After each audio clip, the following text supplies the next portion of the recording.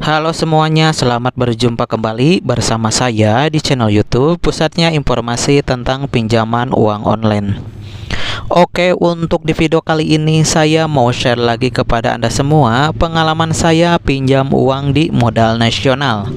Nah, buat kalian yang mau tahu pengalamannya seperti apa, kalian tinggal tonton video ini sampai selesai ya.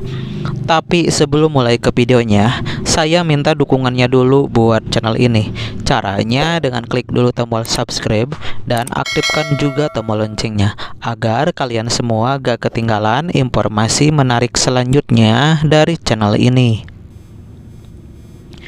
Di video kali ini saya akan bercerita pengalaman pinjam uang di modal nasional secara lengkap dan jujur, mulai dari proses pendaftaran, syarat pengajuan, limit dan tenor pinjaman, hingga proses pencairan dana ke rekening.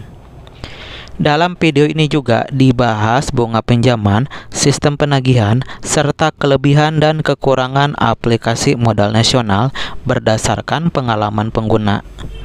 Video ini cocok ditonton bagi Anda yang sedang mencari informasi apakah pinjaman di modal nasional aman, cepat cair, dan layak dijadikan solusi kebutuhan dana darurat. Saya memutuskan pinjam uang di modal nasional karena sedang butuh dana cepat untuk kebutuhan mendesak. Awalnya saya ragu, tapi setelah mencari informasi dan melihat bahwa aplikasi ini cukup banyak digunakan, akhirnya saya coba mengajukan pinjaman. Langkah pertama adalah mengunduh aplikasi modal nasional dan melakukan pendaftaran. Prosesnya cukup sederhana, hanya mengisi data diri sesuai KTP, mengunggah foto identitas, dan mengisi informasi pekerjaan. Tidak sampai 10 menit semua data sudah berhasil dikirim. Setelah pendaftaran saya langsung mengajukan pinjaman. Di awal, limit yang ditawarkan tidak terlalu besar, namun masih cukup membantu. Saya memilih tenor yang sesuai dengan kemampuan bayar agar cicilan tidak terlalu memberatkan. Proses verifikasi berjalan cukup cepat dan tidak berbelit-belit.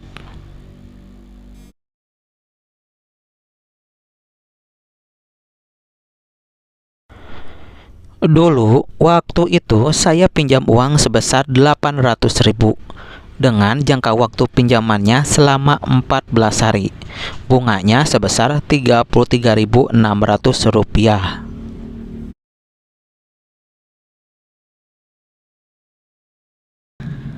Tidak lama setelah pengajuan disetujui, dana pinjaman langsung cair ke rekening saya. Proses pencairannya tergolong cepat dibanding beberapa aplikasi pinjaman online lain yang pernah saya coba. Dari pengalaman ini, modal nasional cukup membantu saat membutuhkan dana darurat. Namun selama masa pinjaman, saya menyadari bahwa bunga dan biaya layanan perlu benar-benar diperhatikan sejak awal. Jika telat membayar, ada konsekuensi berupa denda dan penagihan yang cukup intens. Oleh karena itu, saya berusaha disiplin membayar cicilan tepat waktu sesuai tanggal jatuh tempo.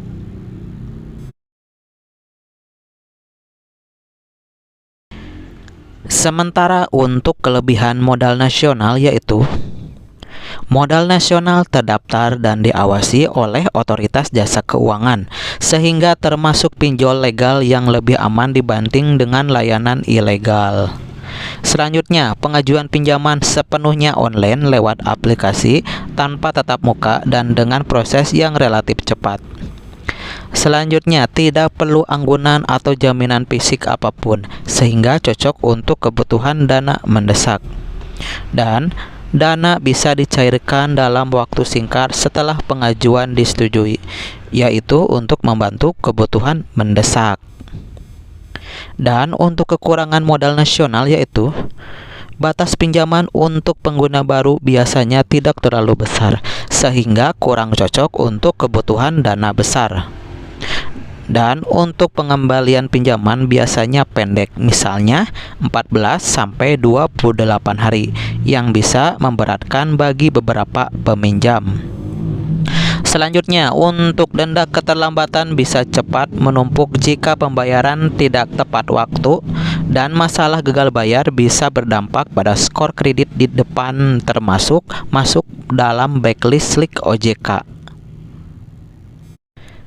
Jadi, secara keseluruhan, pengalaman pinjam uang di modal nasional cukup positif selama digunakan dengan bijak. Aplikasi ini bisa menjadi solusi sementara untuk kebutuhan mendesak, asalkan pengguna memahami risiko, membaca syarat dengan teliti, dan tidak meminjam di luar kemampuan finansial. Oke, demikianlah pengalaman saya mengenai meminjam uang di modal nasional. Saya sarankan buat kalian sebelum memutuskan meminjam di aplikasi pinjaman online modal nasional, sebaiknya baca dan pahami isi surat perjanjian secara keseluruhan. Nah, jika ada pertanyaan mengenai pengalaman saya meminjam di modal nasional, silahkan tinggalkan komentar kalian di bawah video ini. Oke, semoga bermanfaat dan sampai berjumpa lagi di video berikutnya.